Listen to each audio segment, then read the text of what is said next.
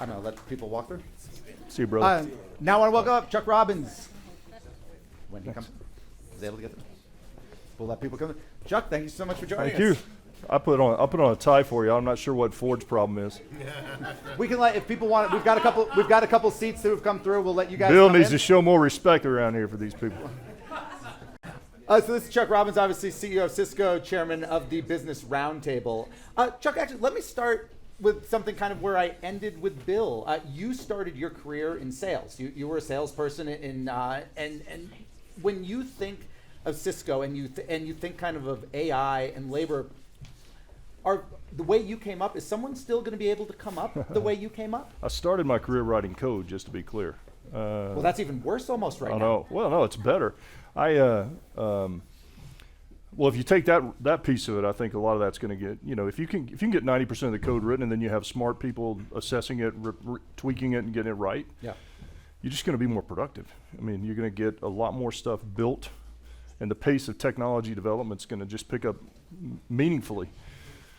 On the sales front, look, at the end of the day, the relationships are most important. So I think that's going to be, I think a salesperson is going to use AI in a very big way, and they're going to be super successful as a result of it.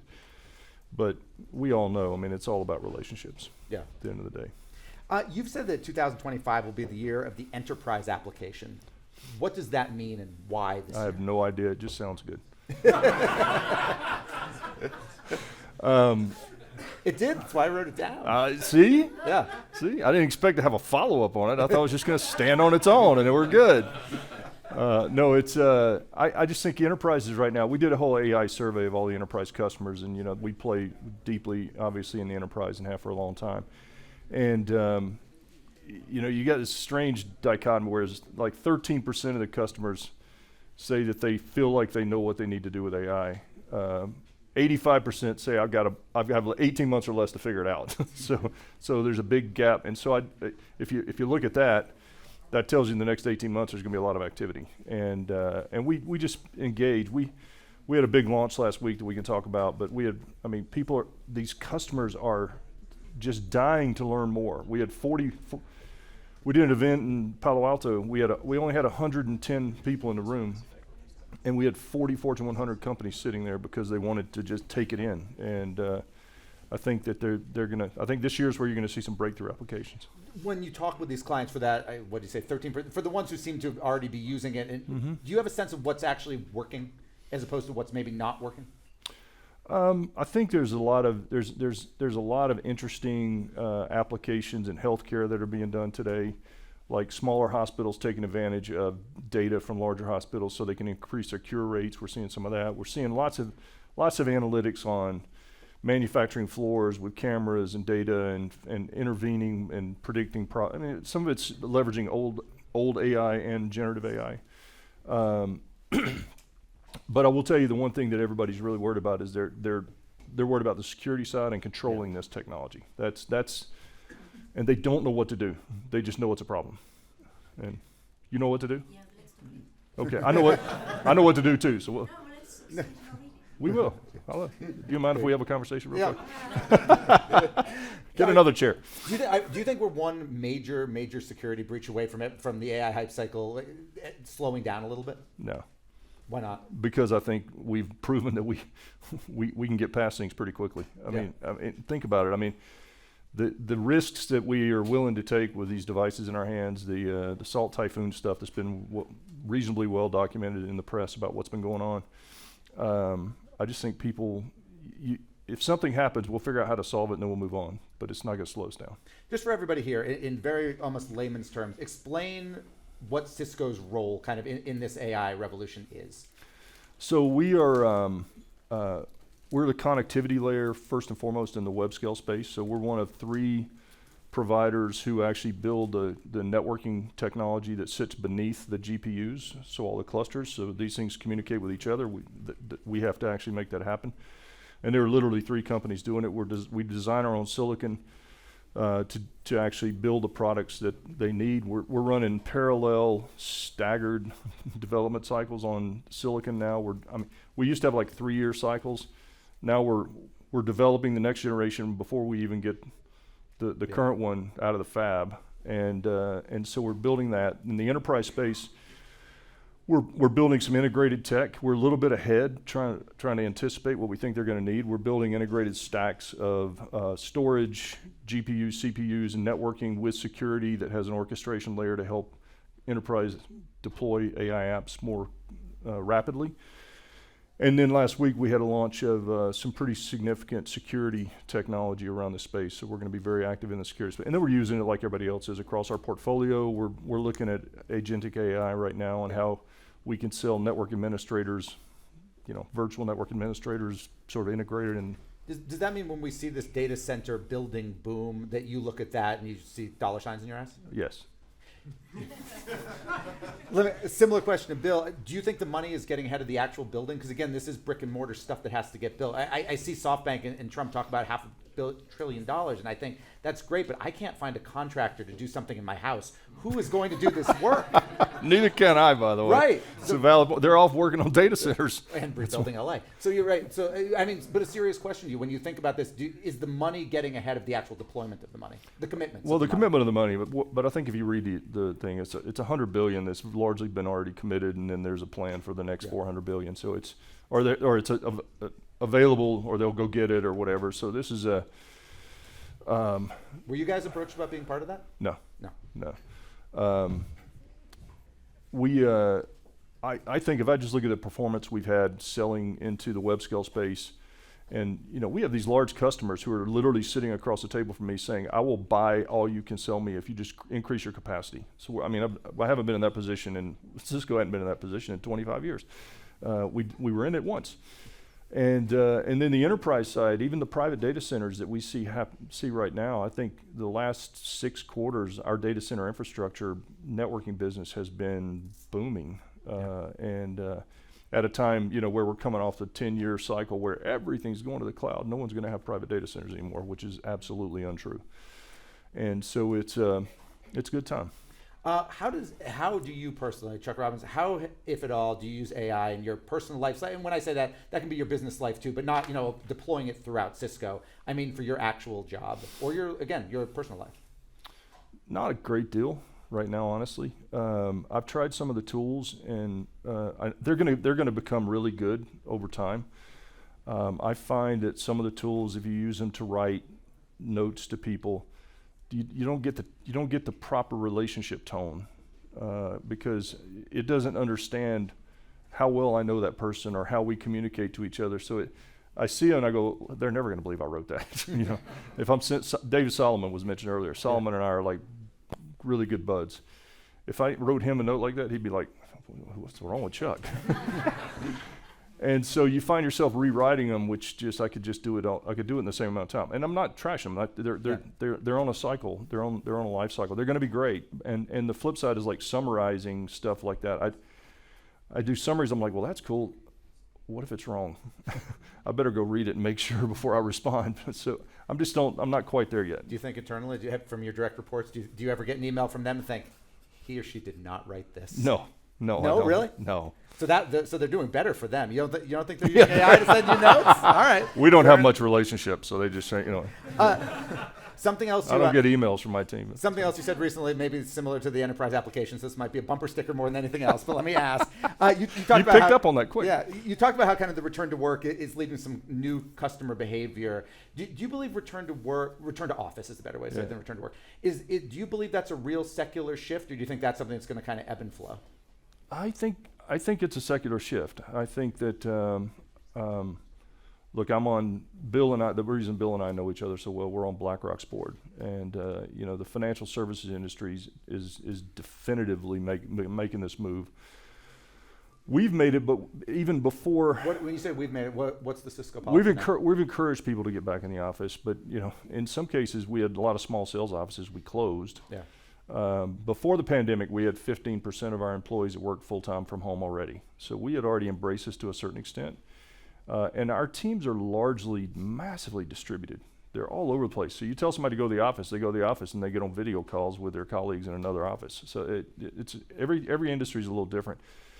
But I think look, the people who are going to move forward in their career, I think, are going to be those who are interacting with their peers more effectively and exposing the great work that they're doing, which in many cases requires you to be in face to face. When your most recent earnings came out, one of the things you said was that you think that the economy had just finally gotten through the supply chain shock. Well, that was us actually. Okay. Yeah. Are you concerned that the call it the period of normalization post supply chain shock, is that at risk with the Trump tariffs with the potential of tariffs coming in? No. In other words, are we in a short little honeymoon window and it's about to go away again? No, I think the supply chain stuff was largely driven by the influx of dollars. I mean, the flooding of money into the United States and around the world. All the pandemic money that was put in the system. Tariffs could have the opposite effect. I mean, my fear on tariffs is inflation. Yeah. And if we don't get inflation down, then we're not going to lower rates, which means the cost to serve the U.S. debt is very high. I mean, I know you all know this, but it's a staggering comment to say that we spend more servicing our debt than we do on our military in the United States. And so I think all of that has to be, and I think President Trump understands the real risk of inflation.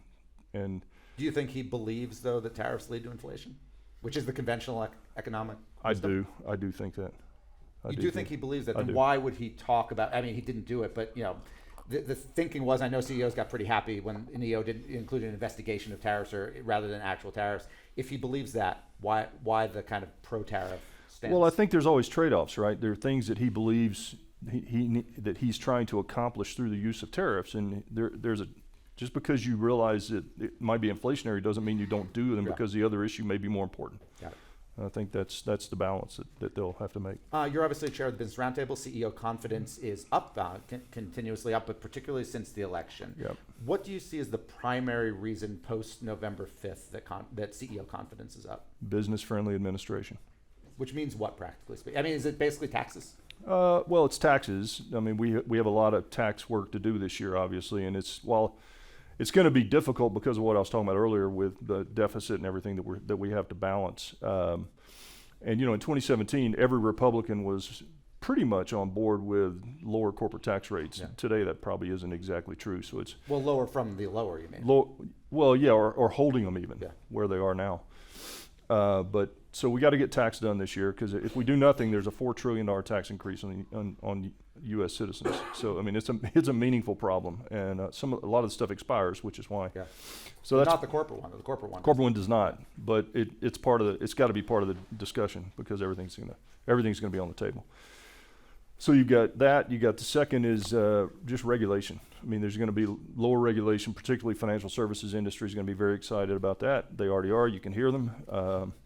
You got permitting reform that's going to happen in light of the energy policy that the administration has, which will allow people to move faster. You're probably going to have obviously, I think David Solomon also talked about I met with another major financial institution last night who said the activity on the M&A front in the IPO markets and all is just starting to crank up. So that's all goodness. Can I actually ask about that? Cisco, big company, big tech company. Have there been potential acquisitions over the last couple of years that you guys have looked at a bit and said, you know what, it's not even worth really going down the road because the antitrust risk is not worth our time? We did the largest deal in our history during the Biden administration, $28 billion. So do you think were the other tech companies wrong? And we got it done. It closed 8 months earlier than we thought it would. So do you feel your peers got it wrong? I think there's other issues. I think there are sometimes legitimate antitrust concerns. So we look at companies and we do an assessment of the antitrust issues that we may face. And if we think it's going to drag on for 15 to 18 months, sometimes that'll hurt your business worse than just not doing it. So we've made decisions not to pursue things because sometimes when you make an acquisition, it makes a statement about what you believe about your current portfolio. If you're trying to augment or you think somebody's got something slightly better, so all you're doing is telling your customer, mine's not quite as good as theirs, so I want theirs. And so for 18 months, you're sitting there with customers saying, I mean, look at, honestly, HP and Juniper right now. Yeah. They have overlapping parts of their portfolio, and even though it's not a big deal, you know, if you think about the fact there's really 3 major Wi-Fi players in the world. It's us, HPE, and Juniper. And so there's a legitimate overlap issue, and and they are feeling it in the customer base Is right this now. your pitch to get that deal? No. No. No, I wanted to continue to be analyzed for another 18 months. Fair. You're welcome, guys. So you don't feel that, despite what your the guy you talked to yesterday, you don't feel that for Cisco at least, the change of administration is going to have a major impact on the M&A side for you guys, make you more active than you would have been otherwise? Not for us, but I think, but for the broader industry, business community, I think it will. Can I ask? Actually, first, have you, since the election, have you? When you say "Can I ask," you don't wait for me to say yes or no. It's a bad tick. It's kind of like saying the enterprise application, then putting it on a Bumper sticker. Cisco makes most of its money from bumper stickers. Most people don't We know do. that. We It's do. a small. It's in a footnote on the earnings. Have you spoken to the president since the election? No. Oh yes. No. No. Before, but not. If you did, what would be your message? What would be your most self-serving message to him, and said what you would like him to do? I would never have a self-serving message for President Trump. You're no longer want to be CEO of an American public company? I didn't know that's news. That's not the way to approach the administration. Actually, it's an interesting question. You obviously were both CEO and Business Roundtable during the first Trump administration. Mm-hmm. What is the piece of advice you would give to other CEOs dealing with the Trump administration for the first time? Do lots of listening, and make sure you're balancing your best interest with the country's best interest, because that's what he cares about. You personally, both through Cisco and also through Business Roundtable, have this kind of long-standing commitment to DEI. There's even a DEI page on Cisco website. What is your thought about other big companies right now who've been really running away from it, even scrubbing their websites? Yeah, it's a very complicated discussion right now, and I believe obviously that consumer companies have a whole different set of issues that they're contemplating. I said in an interview last week, or that was published I think yesterday, I think the pendulum swings wide in both directions, and for me it's for us it's about finding the equilibrium, right? You cannot argue with the fact that a diverse workforce is better. There's just too much business value, and I don't even mean gender, I don't mean nationality, I just mean diverse backgrounds. However that shows up in the room when we're trying to solve a problem, it's better. It's just better. And creating inclusive environments where people feel comfortable and safe and everything, that's good. That's good. So I just think I think the issue is it's being discussed like it's a single one issue discussion, and you either believe it or you don't. And in reality, it's made up of 150 different things, and maybe 7 of them got a little out of hand. But the core reasons that you have a diverse workforce are still there from a business perspective, and that's what I'm focused on. Do you believe the pendulum, if not, will swing all the way back to maybe where it was a couple of years ago? Do you think that middle ground, the kind of the way you're talking about it, do you believe that will become conventional wisdom again? Because it doesn't seem to be at the moment. I think it will. I think it will. Because I think those 6 or 7 things are going to get solved, and then you're going to be left with common sense. Final question for you. You are a UNC grad. Are we happy about Bill Belichick being the coach of your football team? Yeah. I thought you were going to talk about basketball. No, I was not. My father's a fan. I think I woke up and we lost again last night. Did we? Somebody said? Yeah, I believe you did. Yeah. To Wake Forest, for God's sake. With all due respect to the Wake grads, I've already had my moment. I actually got to spend some time with him recently when they introduced him at halftime, Belichick, and I think, look, college sports is a lot like the NFL now, and I think his sales pitch is pretty compelling. Hey kid, you want to get to the NFL? I know how to go. I know the NFL. Come play for me. So, and you rebuild a team every year. It's a lot different than the NFL. At least in the NFL, you have long-term contracts where people have to. So you think you're going to be going to a playoff game next year? A college football playoff game? Oh, well, I mean, I might be going to a game. The better question is whether North Carolina will be there. Fair enough. Chuck, thank you so much for your time. Thank you.